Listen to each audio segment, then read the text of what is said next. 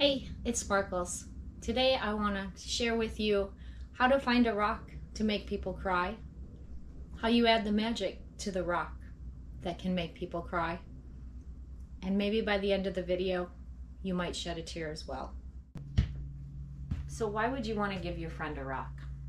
Well, the reason I started giving people rocks and making them cry was because I had a friend that was going through something very sad. I wanted to cheer up my friend. That's what we do. Well, I looked at my bank account and I looked at what I wanted to do. It wasn't going to fit in my spending plan.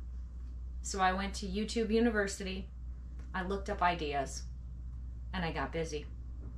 I didn't have all the fancy tools when I started this journey.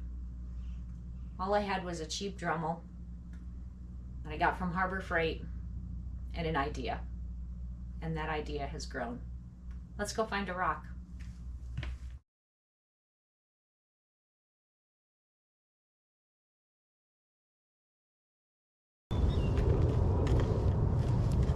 Because we're in Arizona, we never just pick up a rock.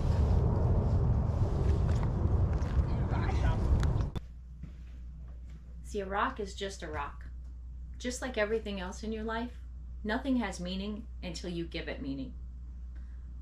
So to give a rock to someone that will make them cry, it's got to be pretty special, right?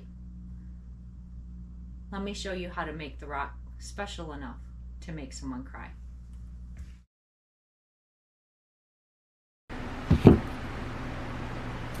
So first you find the rock, then you sketch out what you're going to carve. First you find the rock and then you determine which way you want the rock to sit.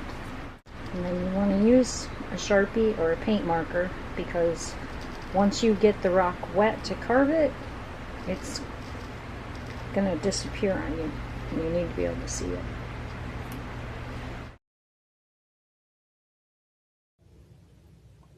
So here it's very loud because I'm using a Dremel to carve the rock. Now if you can't afford a Dremel, which I couldn't when I started, then you can go to the tool store that starts with an H, the Harbor place, and you can get a very cheap Dremel if you want to try this out.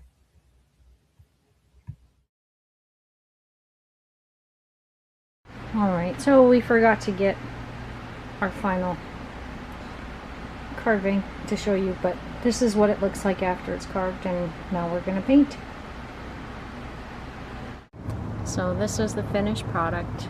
It's been clear coated and it's ready to give to its owner. We hope he likes it. And we did something cool on the back. So there's a trail that we go off-roading on, and that trail might be closed because of mining. So this is a piece of the Hackberry Trail in Arizona. So we hope that Abe's person likes his rock. So just when I thought I was done making rocks for a while, one of my co-workers let me know that his kitty, who was I think 15 years old, passed away.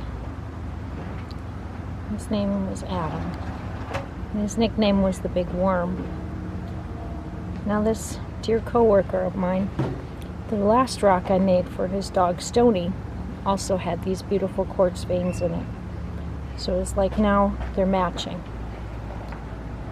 But he also said that if I gave him a rock, he was going to send it to his daughter, because it was her cat and she couldn't be there when it was time to let him go home.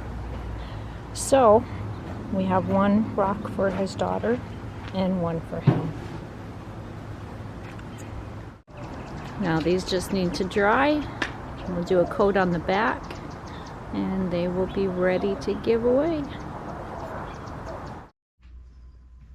So imagine you're going through something very sad and your friend comes over and says they have a gift for you. You hold out your hands and they hand you a rock. And you're kind of perplexed. Like, why would my friend give me a rock? But if you have a good, weird, different friend like me, you never know what to expect. And they tell you, Right now it's just a rock. But when you turn over the rock, that's when it becomes something special. And you turn over the rock, and there it is, your pet's name. Your pet that recently passed, with their paw print, same as the size of your pet. And the letters, they're painted in the colors of the collar of your beloved pet. See, I've been down that journey. This was my beloved custom, our black lab. And after she passed, we said no more pets. We weren't ready for one. And then Camera Guy showed up in our life. If you want to hear about Camera Guy's story, leave a comment down below. I'll tell you all about him. So, thanks for watching. Have a great day.